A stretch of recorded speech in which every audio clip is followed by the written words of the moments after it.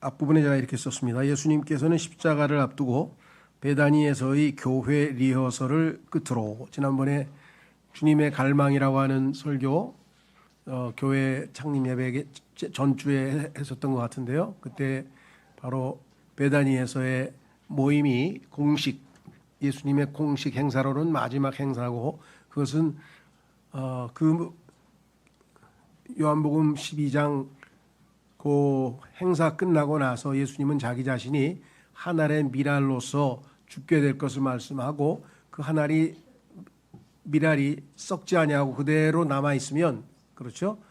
그대로 남아 있으면 홀로 alone, 홀로 그대로 한 개 남아 있지만 만약에 썩어서 죽으면 많은 열매를 맺을 것을 말씀하심으로써 주님의 의도가 무엇인지를 우리에게 보여주셨다.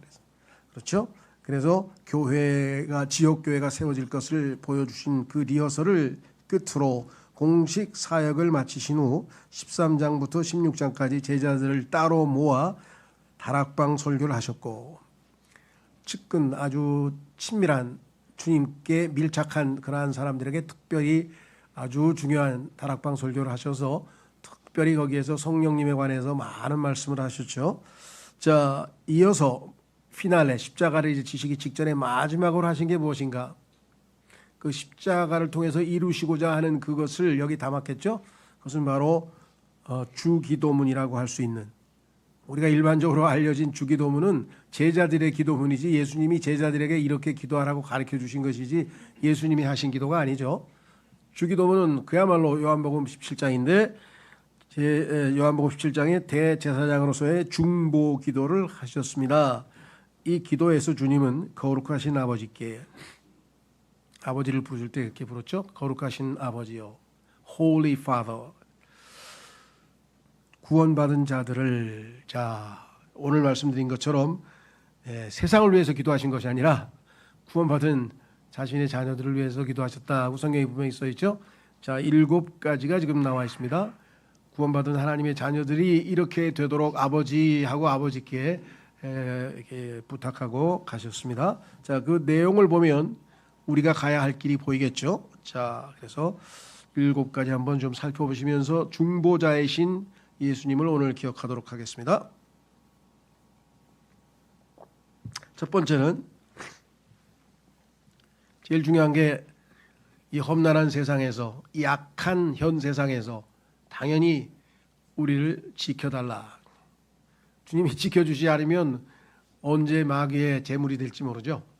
왜 우는 사자처럼 삼킬 자를 찾으러 돌아다니는데 얼마나 우리가 취약하겠습니까, 영적으로.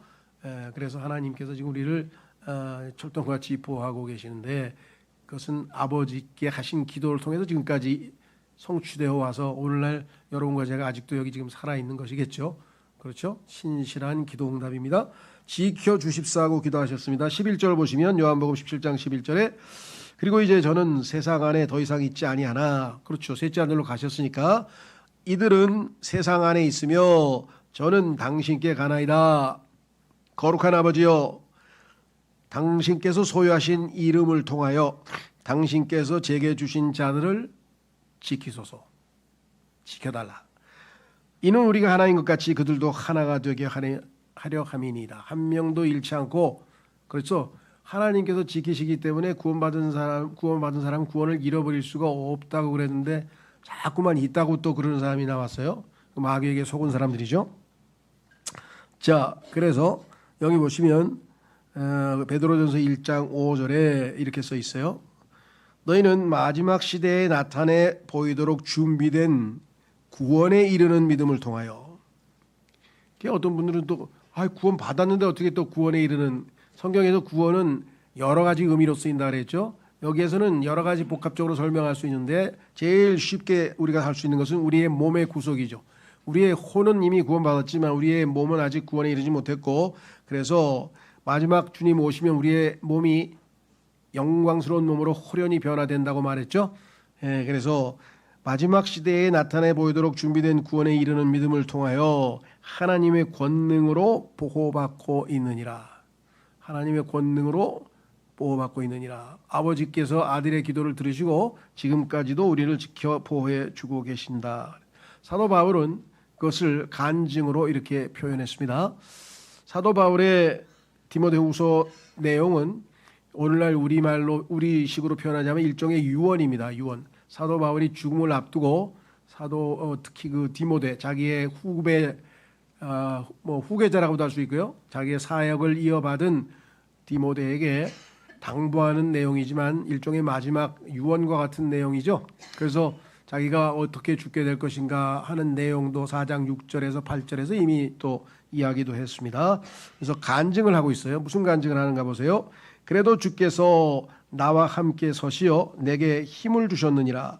이는 나를 통하여 말씀 선포가 온전히 알려져서 모든 이방인들이 들을 수 있게 하려 하심이라. 사도 바울은 말씀 선포자로 사도로 부르심을 받았기 때문이죠. 또한 내가 사자의 입에서 구출되었느니라. 사자, 우는 사자인 마귀가 얼마나 사도 바울을 방해하고 공격을 했는지 자기는 잘 알고 있죠. 그때마다 어떻게 구출되었는지도 자기가 알고 있기 때문에 고백을 했고요. 간증 18절 그런즉 주께서 나를 모든 악한 일에서 저마다 구출하시리니. 앞으로 말씀 사역에 있어서도 또한 다양한 형태의 박해와 다양한 형태의 마귀의 공격과 방해가 있을 텐데도 불구하고 하나님께서 이것을 다 지금까지 하신 것처럼 구출하신다. 확신 가지고 있죠. 뿐만 아니라 그분께 속하고 하늘에 있는 왕국에 이르기까지 나를 보존하시리라. 그래서 내 책무를 다 마칠 때까지 나를 지켜 보호해 주신다. 이렇게 확신을 가지고 있습니다. 만약에 주님께서 우리를 보호하시지 않으면 우리의 약한 믿음을 가지고서는 주님을 만날 때까지 그렇게 믿음을 지키기가 어렵겠죠. 그렇죠? 예. 중간에 믿음을 지키지 못한 사람도 나타났어요. 그건 뭐 하나님이 지켜주셨는데 본인이 세상으로 가버렸으니까 어떻게 할 수가 없는 거죠. 예. 그래서 사도 바울은 자신이 믿음을 지켰다고 했는데 믿음 안 지키고 중간에 파선한 사람들에 대해서 디모데전서에 자세하게 써놨어요. 하나님이 지켜주셨지만 그래도 자기는 세상으로 가겠다. 그럼 말릴 수는 없어요. 왜? 하나님은 강제로 뭘 하시는 분이 아니시다 보니까. 자, 그래서 그분께 영광이 영원무궁토록 있기를 원하노라. 아멘. 자, 그래서 우리는 하나님이 나를 지켜주고 계신다. 왜? 예수님께서 기도하셨고 그 예수님의 기도를 하나님께서 들어주신다. 그래서 내가 내 발로 악착같이 하나님의 보호에서 벗어나서 떠나가려고 하기 전에는 그렇죠? 내가 하나님께 의탁하려고 하는 믿음만 가지고 있으면 언제든지 그대로 지켜주신다. 두 번째, 즐거움을 누리게 해주십사 기도했습니다. 신기하죠? 여러분 어떠세요? 여러분 생각에는 예수님께서 기도했는데 무슨 기도를 하셨을까? 지켜주신다는 건 이해가 돼. 즐거움을 누리도록 복음의 투사가 되도록, 그렇죠, 봉사를 아주 열심히 하도록, 권능 있게 말씀을 선포하도록 뭐 이렇게 그런 기도를 하셨을 것 같이 생각이 되는데 그런 것보다도 예수님은 우리의 복지를 원하지 우리를 부려먹으실 생각이 전혀 없어요. 우리가 자원해서 기쁨으로 봉사하는 걸 원하시지 부려먹으실 생각이 없으신 것 같아요. 그래서 우리의 즐거움을 joy라 그래요. joy. pleasure는 이제 기쁨이라고 그랬고요. 뭐 기쁨, 즐거움 이게 뭐 어떻게 두 가지가 번역을 해야 될지 모르겠습니다. 하여간 연관되어 있는 거니까. 자, 그래서 이렇게 성경에 기록되어 있습니다. 요한복음 17장 13절 그리고 이제 저는 당신께로 가나이다. 그렇죠. 그런즉 제가 이런 것들을 세상 가운데 전하오니 내가 없으니까 그들로 하여금 저의 즐거움들을 자신들 안에서 실현하게 하려 함이니이다. 예수님은 항상 주 안에서 즐거움을 지니고 있었는데 그것이 이 땅에서 이 사람들도 실현돼요. 이 사람들 안에서도 실현되어서 항상 즐겁게 살도록 참다운 즐거움과 우리가 좀 뭐랄까요? 요즘 세상에서 얘기하는 예능에서 얻을 수 있는 그런 재미 깔깔대고 낄낄대는 펀, 이거에 대해서는 전도서에서 그것은 지옥에서 가시나무 불타듯이 그 별로 안 좋게 표현해놨어요.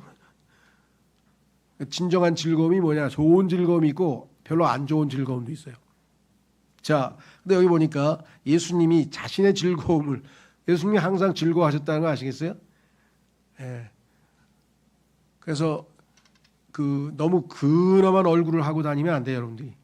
예, 그리스도인들이 보면 막 그냥 밤새 기도했다는 티를 내기 위해서 그냥 막 고뇌에 찬 듯이 막 이러고 다니시는 분이 계신데 너무 그러시면 안 되고 그렇죠? 예, 그렇다고 뭐 해프게 웃고 다니라는 소리는 아니에요. 그래서 진정성 있지만 주 안에서 참 즐거움을 누리고 있는 사람은 얼굴에 그 표정이 좀 나타나요. 어둡지 않고 밝으면서도 그렇다고 해서 차분한 모습, 그런 거겠죠. 자, 그래서 요한복음 15장 11절에 주님은 이렇게 말씀하셨어요. 이런 것들을 내가 너에게 전하였으니, 요한복음 15장 11절에 나는 포도나무요 나 아버지는 농부 쭉 하면서 언급하시면서 이런 내용을 너희가 즐겼는데, 특히 그 중에는 이제 너희가 열매들을 많이 맺으면 내 아버지께서 영광을 받으실 것이요, 뭐 등등등등. 아까도 말씀드렸지만 요한복음 13장에서 16장까지에 있는 다락방 설교는 예수님의 가장 깊이 있는 설교라고 했죠. 그 설교의 내용 중에 뭐라고 했느냐? 나의 즐거움이 너희 안에 남아있게 하려 하며 너희의 즐거움이 충만해지게 하려 함이라. 예수님께서 설교하신 목적 가운데 바로 즐거움이 나와 있는데, 시편 16편 11절에 보시면 당신께서 제게 생명의 행로를 보이시리이다. 당신의 면전에는 즐거움이 충만하오니, 하나님 앞에는 즐거움이 충만하오니 당신의 오른손에 영원한 기쁨들이 있나이다. 하나님께서 우주 만물을 창조하신 목적, 그렇죠? 우리 인간을 창조하신 목적, 그 목적이 자신의 뭐예요? 기쁨을 위해서 창조했다고 계시록 4장 11절에 써놓으셨잖아요. 저희 교회에서 그 책을 주제로 해서 쓴 세뮤엘 깁 형제님의 책에 그분의 기쁨을 위하여라는 책이 있잖아요. 그분의 기쁨을 위하여. 이 세상에 존재하는 모든 것의 궁극적인 목적은 하나님의 기쁨을 위해서 존재하는 거거든요. 그런데 우리는 죄를 지음으로써 하나님의 기쁨을 상실시켜야 돼요. 하나님께서 우리를 볼 때 기쁨을 얻지 못하는 비참한 상태에 놓이게 됐습니다. 그렇죠? 그때 하나님께서 다시 우리로 하여금 하나님을 기쁘시게 할 수 있는 기회를 주시기 위해서 우리를 구원하셨어요. 그죠? 그래서 구원하시는 순간부터 우리에게 뭐라고 말씀하시는가? 믿음이 없이는 하나님을 기쁘시게 할 수 없나니. 구원받을 때도 믿음으로, 신앙생활도 믿음으로. 그렇죠? 항상 하나님과 우리의 관계의 가장 밑바닥에는 신뢰를 바탕으로 해서, 믿음을 바탕으로 해서 하나님을 항상 기쁘시게 해드릴 수 있다.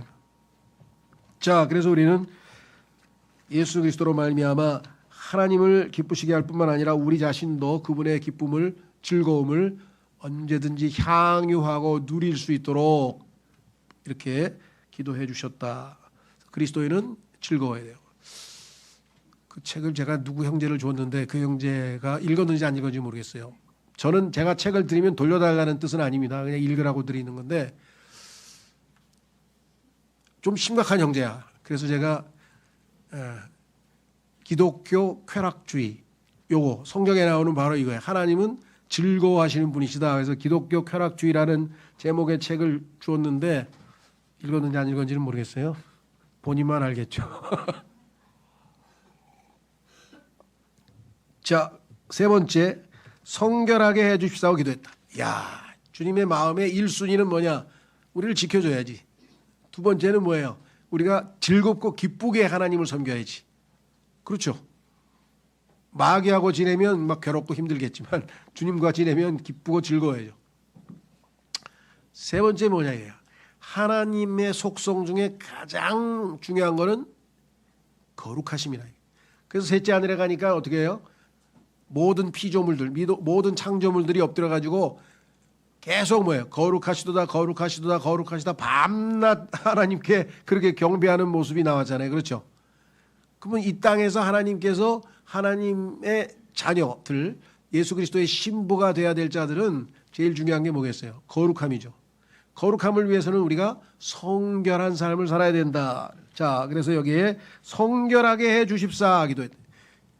성결하다는 얘기는 깨끗하다는 뜻이 1차 있고 두 번째는 다르다 이거예요. 세상 사람들과는 달라야 돼요. 뭔가 달라야 돼요. 그렇죠? 자, 그래서 비길 데 없다 그랬잖아요. 이 세상 아까 우리 찬송할 때 그 이름 비길 데 없네. 다른 거하고 비기면 안 돼요. 완전히 독특해야 돼. 그게 거룩함이야. 자, 그래서 요한복음 17 어디 갔어요?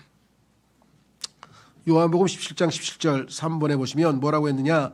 당신의 진리를 통하여 그들을 성결하게 하소서. 당신의 말씀은 진리이니라. 자, 여러분과 제가 성경에 보니까 이미 성결하게 구별되어 있어요. 하나님의 영으로 예수님께서 우리를 이미 성결하게 해 놓으셨어요. 확인해 보겠습니다. 성결하게 되려고 노력하는 게 아니고 성결하게 되었기 때문에 성결한 삶을 살라는 거예요. 자, 고린도전서 6장 11절. 고린도전서 6장 11절. 그런즉 너희 중 일부가 그러한 자들이었으나, 여기서 그러한은 그 앞에 나와 있는 내용을 보면 아주 그냥 이 세상에서 엉망진창으로 살았다는 내용이 써 있어요. 그렇게 살던 사람들인데 우리 하나님의 영을 통하여 주 예수님의 이름으로 너희가 씻겨졌고, 두 번째 너희가 성결하게 구별되었으며 너희가 정당함을 입증받았느니라. 자, 그러면 여기서 성결하게 이미 구별되었다 그러죠. 그렇죠? 그래서 이 땅에서 이제 성결하게 구별된 자로서 매일매일의 삶에서 그럼 어떻게 성결함을 유지하고 사느냐? 예수님께서 베드로와의 관계에서 유명한 요한복음 13장에서 베드로의 발을 씻어 주실 때, 그렇죠? 거기에 나온 얘기를 보면 이왕이면 몸도 다 깨끗이 목욕시켜 주시면 안 되겠습니까? 몸은 이미 다 씻었다 이거예요. 그래서 씻을 필요 없고 오직 발만 씻을 필요가 있다 그랬어요. 왜? 이 세상과 접촉하는 게 발이잖아요. 발로 이 세상 땅을 딛고 살잖아요. 그러니까 발이 더럽혀지는 거죠. 그렇기 때문에 우리가 어떻게 해야 돼요? 이 발은 씻어야 돼요. 그래서 여러분과 제가 예수님을 믿고 난 후에 성결을 유지할 수 있는 첫 번째는 일단 죄를 지었다. 그러면 이건 반드시 고백을 하는 거죠. 주님 앞에 자백을 해서 우리가 예수님의 피로, 자백하면 예수님의 피가 그 죄를 씻어준, 내가 지은 죄를 씻어주신다고 했기 때문에 다시 깨끗하게 성결하게 되는 거죠. 예. 명백하게 죄는 예수님의 피밖에는 씻을 수가 없다. 두 번째는 죄는 아닌데 더러워졌어. 직장에서 살다 보니까 막 들려오는 얘기, 그다음에 회식에 가서 막 떠들고 세상 얘기하고 뭐 막 음담패설하고 막 뭔 소리하고 막 그래 완전히 내가 지금 이 그리스도인 깨끗한 삶이 아닌 모습이 아니야. 이 더럽혀진 상태에서는 어떻게 와야 돼요? 그렇죠? 뭐 신문, 잡지, 뭐 그다음에 이거 뭡니까? 이 스마트폰 뭐 계속 나를 더럽히는 거야. 그거 보고 깨끗해진 사람 봤습니까? 다 더럽혀져요. 그렇죠? 예, 이 요즘에 그 다행히 이렇게 목칠하는 그 저기 뭐라 그러나 이 세제가 있어가지고 제일 많이 더러워진 게 목 부분이잖아요. 그렇죠? 와이셔츠 입은 사람은 뭐 다른 데는 뭐 별 안 더러운데 목 부분이 까매지. 하여간 더럽혀진다 이거예요. 그 더럽혀진 거를 씻을 수 있는 유일한 방법이 무엇인가? 그게 하나님의 말씀이에요. 그 하나님의 말씀을 읽으면 씻겨나가는 기분을 느끼는 거지. 그래서 점점 깨끗해지는 거지. 그렇죠? 예. 그래서 여기 써 있잖아요. 진리, 하나님의 말씀인 진리가 우리를 성결하게 한다. 그래서 여러분들이 하나님의 말씀을 읽는 것은 예수님의 기도에 응답하시는 거예요. 성결하게 해 주십사 그랬어요. 특히 그 중에서도 이 마지막 때에는 악한 세상이라 그랬어요. 두 번째 뭐예요? 음란한 세대. 이 세대, 이 마지막 날 예수님을 기다리고 있는 이 세대는 구원받은 사람들을 제외한 나머지 사람들은 악하고 음란한 세대에서 우리가 지금 살고 있습니다. 정도가 상상을 초월해요. 그래서 예수님이 특별히 이 성결과 관련지어서 우리의 여기 나와 있는 것처럼 음행과 관련된 이야기를 하고 계세요. 데살로니가 전서 4장 3절에서 8절. 하나님의 뜻은 이것이기 때문이니 곧 너희의 성결이라. 이는 너희로 하여금 음행을 단절하게 하려 하며 너희 가운데 있는 모든 자마다 어떻게 자신의 그릇을, 성경에서 우리 그릇은 우리의 몸이죠. 몸. 우리 몸에다가 지금 성령님을 담고 다닌다 그랬죠. 그릇. 우리의 그릇을 성결과 존귀 가운데서 소유하는지 알게 하려 함이며 하나님을 모르는 이방인들과 똑같이 하나님을 모르는 사람들은 이 세상에서 뭐예요? 여기 나와 있죠. 색정의 정욕 가운데서 소유하지 않게 하려 하며 어떤 사안에서도 정도를 넘어 자기 형제를 속여 빼앗는 사람이 아무도 없게 하려 함이며. 여기서는 소위 말하면 성적 도덕에 관한 이야기입니다. 6절도 우리 역시 너에게 미리 경고하고 증언한 대로 주께서는 이런 자들 모두에게 복수하는 분이시기 때문이라. 하나님의 성전이잖아요. 성전을 더럽히는 자는 가만두지 않겠다고 하나님 말씀하셨잖아요. 그렇죠? 예. 물론 우리를 구원해서 내쫓진 않지만 우리가 징계를 통해서 우리를 성결케 하셔야 되겠죠. 이는 하나님께서 우리를 불결함이 아니라 거룩함에 이르도록 부르셨기 때문이라.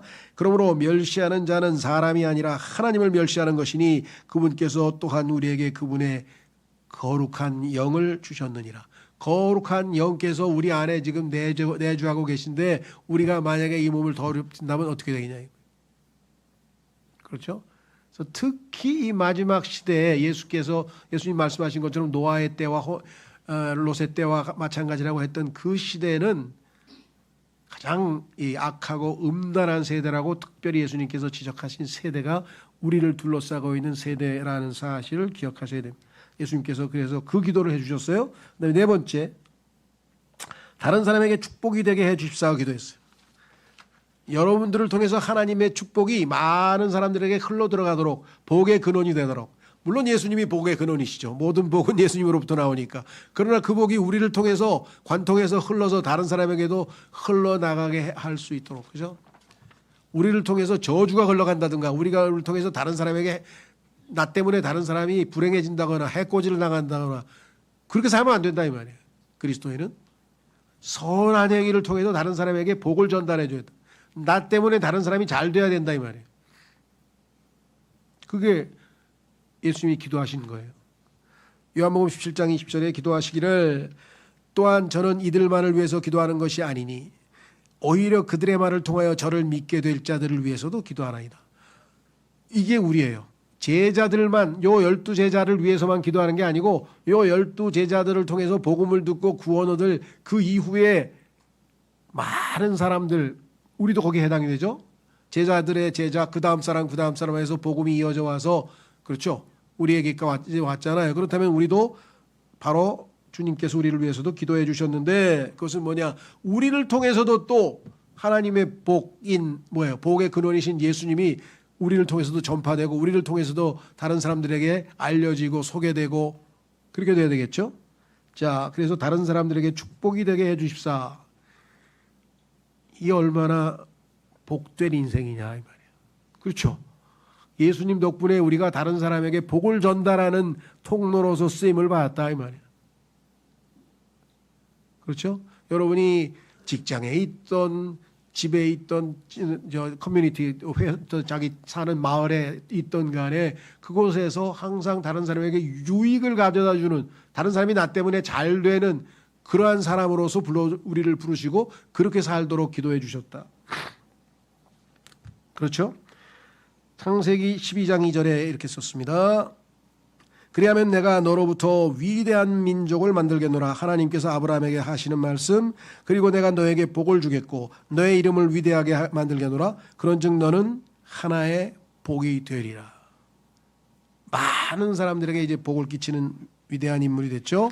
창세기 39장 5절에 그리하여 그가 자기 집안에서 요셉을 감독자로 삼고 그가 가진 모든 것을 관리하도록 하였을 때부터 이러한 일이 있었으니 주께서 요셉으로 인하여 그 이집트인의 집에 복을 주셨더라. 이에 그가 그 집안에 소유한 모든 것과 들에 소유한 모든 것 위에 주의 복이 있었더라. 그 사람들은요 알아요. 딱 보니까 뭐야, 야, 저 친구가 우리 회사에 오고 나서 이게 뭔가 회사가 다 이게 분위기도 좋아지고 막 실적도 올라가고 뭔가, 아이고 저 친구 복덩어리인데 이거 잡아야 되겠는데 그렇죠. 그런 사람이 된다 이 말이에요. 하나님께서 어딜 가든지. 자, 그래서 여기 보시면 좀 조심해야 될 거는요. 여기 보니까 그가 집안에 소유한 모든 것과 들에 소유한 모든 것 위에 주의 복이 있었더라. 우리도 그랬으면 좋겠다 그런데 그거 잘못된 건 아니지만요. 네, 하나님께서 구약 성도들에게 약속한 축복, 그것은 물질적인 축복입니다.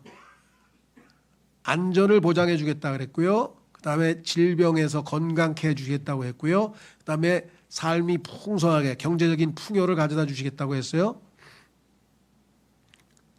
구약 성도에게. 그래서 구약 성도는 신앙생활 잘하면 요즘 말로 부자로 살았어요. 부자로. 그런데 하나님께서는 그런 물질적인 것보다 한 단계 수준을 높여서 거기에서 이제 찬성하지 않는 성도들도 있는 것 같아. 멍청한 사람들이지. 그거 다 없어질 거라 그랬잖아요. 근데 안 없어질 것으로 영원한 것으로 영적인 것으로 에베소서 1장 3절에 천상에 있는 것으로 땅에 있는 거 말고 천상 셋째 하늘에 있는 것들로 영적인 것으로 복을 주셨다. 신약 성도에게는. 그 어떤 사람이 그럼 우리는 물질적인 축복은요? 물질적인 축복도 주셨겠죠. 각자마다 다르겠죠. 그러나 물질적인 약속은 축복은 약속은 안 했어요. 오히려 먹을 것과 입을 것이 있은즉 만족하자. 구약에서 태어날 걸 그랬네. 아마 이거 교회에서 제대로 가르치면 지금 대한민국에 아마 교회 다니는 사람 90%는 다 나갈 거예요. 야야 절에 가자 안 되겠다. 교회 가면은 먹을 거 하고 입을 거 있으면 만족하지. 거기 그렇죠. 난 지금 주식해가지고 막 저기 빨간불 켜지고 막 올라가고 뭐 그다음에 뭐 코인에서 어떻게 올라가고 뭐가 어떻게 되고 막 또 부동산 투자하고 뭐 이게 지금 재산 좀 불리려 그랬더니 성경에 보니까 예수님께서도 가난하게 사셨다 그러면서 너희가 부자가 됐대. 그래서 예수님 때문에 우리가 부자가 된다 그래서 왔는데니까 그게 영적인 부자였어. 알고 보니까 예수님이 우리를 위해서 가난하게 되신 것은 우리가 부자가 되게 하려 그랬는데 그게 영적인 축복이었다는 거죠. 근데 그것은 영원한 것이고 없어지지 않는 거예요. 나중에 셋째 하늘에 가서 다 도로 찾을 거예요. 근데 물질적인 축복은 다 없어져서 없어. 이해가 되셨는지 모르겠는데. 자, 그래서 이거 뭐 길게 얘기할 수 없으니까 그래서 어떤 분들은 눈에 보이는 축복을 그렇다고 해서 하나님께서 우리 축복 안 주신 거 아니에요, 그렇죠? 어마어마하게 주셨어요. 그러나 거기에 마음이 가 있으면 신약 성도는 아니라는 거예요. 자, 다섯 번째 하나 되게 해주십사 기도했습니다. 자, 예수님의 마음에는 하나가 된 것은 뭐냐? 예수님의 몸된 교회를 염두에 두고 계신다 그랬죠. 요한복음 17장 21절에 이로써 그들 모두가 하나가 되게 하려 함이니이다. 아버지여 당신께서 제 안에 계시고 제가 당신 안에 있는 것 같이 그들 역시 우리 안에서 하나가 되게 하려 함이니이다. 우리가 하나가 되면 여기 나와 있죠. 이는 세상이 당신께서 저를 보내신 것을 믿게 하려는 것이니이다. 야, 저 사람들 어떻게 한 100명 모여 있는 것 같은데 어떻게 한결같이 서로 하나로서 딱 보니까 뭐 그냥 하나 같아. 말하는 투나 뭐 행동하는 거나 삶의 철학이나 뭐 모든 면에서 하나인 것 같아. 이렇게 돼야 되겠죠. 자, 그뿐만 아니라 예수님께서 고린도전서 12장 20절에 그러나 이제 그들이 많은 지체들이나 그럼에도 오직 하나의 몸만 있느니라. 우리는 한 몸의 지체예요. 어떤 사람은 손가락, 어떤 사람은 발가락, 어떤 사람은 코, 어떤 사람은 귀. 얘가 지금 몸이 아프잖아요. 그럼 내가 손가락이 아프다. 지금 예를 들면 제가 요 세 번째 손가락 이게 뭐라 그러죠? 이거 여러분 아시죠? 그건 뭐라 그러지? 방아쇠 수지 들어보셨어요? 따가닥 이게 굽혀지질 않고 하여간 여기 염증이 있어가지고 아프대. 수술하자 그래서 도망쳐 나왔어요. 나중에 뒤로 밀어야지. 그래서 최대한 기도해보고 어쨌거나 하여간 손가락이 아픈 게 아니에요. 뭐가 아파요? 몸이 아픈 거지. 여기만 아픕니까? 몸이 아픈 거잖아요. 그렇죠? 그래서 다른 지체들이 아픈데 여러분들이 전혀 뭐 안 된 마음도 안 들고 아이고 안 됐네 이런 마음도 안 들고 그냥 아프나 보네 이렇게 되면 이건 한 몸이 아니죠. 잘 한번 깊이 생각해보세요. 예수님은 우리가 한 몸의 지체라는 것을 기억하고 하나 되게 기도하셨다. 그래서 지금 기도 응답은 받으셨어요. 언제? 오순절날. 오순절날 성령께서 임하여 가지고 모든 믿는 사람들을 성령께서 다 예수 그리스도의 몸 안에다가 into the body 몸 안으로 집어넣으셨다고 고린도전서 12장 13절에 말씀하셨고, 우리가 몸 안에 들어가 있는 다 한 몸이야. 한 몸이라는 사실을 믿는 사람은 그 한 몸이라는 자세로 다른 지체들을 대하실 것이고, 그걸 모르는 사람은 너는 너 나는 나 individually 개개인이 다 각자 도생 아닙니다. 그리스도인은 각자 도생을 할 수가 없어요. 왜? 몸인데. 성경에 써 있잖아요. 손가락에 야 발가락 너 저 더러우니까 저쪽으로 가 있어 나 싫어 너 그렇게 할 수 없다고 성경에 썼잖아요. 자 다시 돌아오셔서 에베소서 4장 1절에서 3절. 에베소서 4장 1절에서 3절에 보면 뭐라고 써 있냐면요. 이렇게 써 있어요. 주님께서 하나됨에 대해서 뭐라고 말씀하셨냐면요. 그러므로 주의 속박된 자인 내가 너희에게 간청하노니 너희가 부르심받은 그 소명에 합당하게 살아가라. 모든 낮아짐과 온유함으로 또 오래 참음으로 사랑 안에서 서로 용납하여. 자, 목적은 뭐냐? 이렇게 하는 목적은 화평의 띠 안에서 성령의 하나 되게 하심을 지키도록 노력하라. 이미 하나 되게 하셨어요. 하나예요. 근데 그걸 잘 지켜내서 간증을 세워서 사람들이 정말 예수님 믿는 사람 다르구나 이렇게 해서 예수님을 간증하고 하나님께 영광을 돌려야 되겠죠. 자, 그다음에 6번째 그리스도의 영광을 보게 해 주십사 하게 돼. 그리스도의 영광을 보게 해 주십사. 로마서 3장 23절에 보니까 이렇게 써 있습니다. 이는 모든 사람이 죄를 지었기 때문에 하나님의 영광에 이르지 못하다가. 모든 사람이 죄를 지었어요. 만약에 이게 늘 말씀드렸습니다마는 사람의 생각에서 나왔으면요, 모든 사람이 죄를 지었으므로 다 처벌을 받았다. 형벌을 받기 때문이다. 형벌을 받아야 한다. 이렇게 되겠죠. 인간은 죄와 그다음에 뭐예요? 벌이에요. 인간은 죄와 벌. 죄하면 왜 벌부터 생각하는 거야? 심판, 죄, 벌. 그렇죠? 근데 하나님은 그렇게 생각 안 하시는 거예요. 죄, 그럼 뭐예요? 영광을 받을, 영광에 이르를 자격을 상실한 죄인의 비참함을 생각하시는 거예요. 하나님의 영광을 함께 인조할 수 있는 위치에서 죄를 짓게 되면 그 자격을 상실해 버리는 거예요. 그래서 여기 써 있잖아요. 모든 사람이 죄를 지었기 때문에 하나님의 영광에 이르지를 못해. 딱 지키고 가. 여러분 보셨죠? 아담이 쫓겨나 가지고 하나님의 영광에서 쫓겨난 사실. 그러니까 이 영광을 되찾을 수 있도록 하나님께서 우리를 구원하셨고, 여기 이렇게 써 있어요. 베드로전서 5장 10절에 구원한 목적은 하나님의 영광으로 우리를 데려가려고. 여러분들은 하늘나라 가는 것 맞습니다. 그런데 하늘나라 더 구체적으로 하나님의 영광. 그러나 베드로전서 5장 10절에 그러나 모든 은혜의 하나님 곧 그리스도 예수를 통하여 그분의 영존하는 영광으로 우리를 부르신 분께서, 영존하는 영광으로 우리를 부르신 분께서 너희가 잠깐 고통을 받은 뒤에는 너희를 완전하게 하시고, 지금 우리가 영적으로 지금 계속 한 단계 한 단계 갑니다. Let us go on to perfection.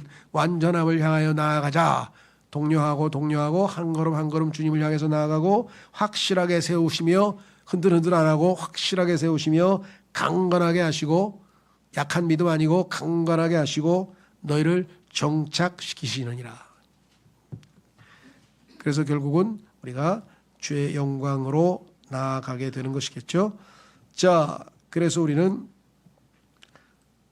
결국 궁극적으로 예수 그리스도께서 영광스럽게 나타나는 모습을 마지막으로 우리가 함께 목격하고 주님과 아버지의 영광을 누리면서 살아가게 되는 거죠.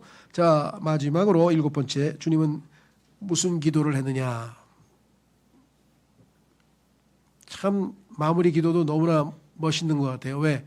성경에 보니까 요한일서 4장 8절과 16절인가요? 두 군데에서 하나님은 사랑이시라 그랬잖아요. 그리고 유대인들이 질문했을 때 예수님께서 가장 큰 계명이 무엇이냐? 내 주 하나님을 마음과 혼과 생각과 힘을 다하여 사랑하라. 그 다음 계명은 이제 인간관계죠. 하나님과의 관계가 아니고 인간관계에서는 내 자신을, 내 이웃을 내 자신과 같이 사랑하라. 이 두 가지가 성경 전체의 핵심 내용이야. 그러니까 예수님께서 기도할 때 사랑 얘기를 안 하실 수가 없겠죠. 예. 그래서 우리는 기독교는 사랑의 종교라고 하고 기독교의 하나님은 사랑의 하나님이시고 하나님은 사랑이시라고 성경에 써 있잖아요. 자, 그래서 성경에 요한복음 17장 26절에 예수님의 마지막 기도는 그런즉 제가 그들에게 당신의 이름을 분명히 밝혀왔으며 또 그것을 분명히 밝히겠나이다. 이로써 하나님의 이름을 알려주고 하나님이 어떠한 분이신 줄 알면 이로써 당신께서 저를 사랑하신 그 사랑이 그들 안에 있고 창세전부터 나를 사랑하셨던 그 사랑이 이제는 나의 안에만 있는 게 아니라 그들 안에 있게 되고 그들 안에 제가 있게 하려는 것이니이다. 그래서 로마서 5장 5절에 그 사랑이 우리 안에 부어진다. 그런즉 제가 그들에게 당신의 이름을 분명히 5장 5절에 로마서 그런즉 소망은 우리를 부끄럽지 않게 하느니라. 이는 우리에게 주어지는 성령님을 통하여 성령님께서 우리 안에 지금 주어져 계십니다. 내주하고 계시죠. 하나님의 사랑이 우리 마음속에 널리 부어지기 때문이라. 두 가지로 해석이 가능한 것 같아요. 현재 시제로 되어 있기 때문에 부어진다, 또 언제든지 항상 부어진다라고 할 수 있고요. 현재 완료 상태로 부어져 있다 이렇게 볼 수도 있을 것 같아요.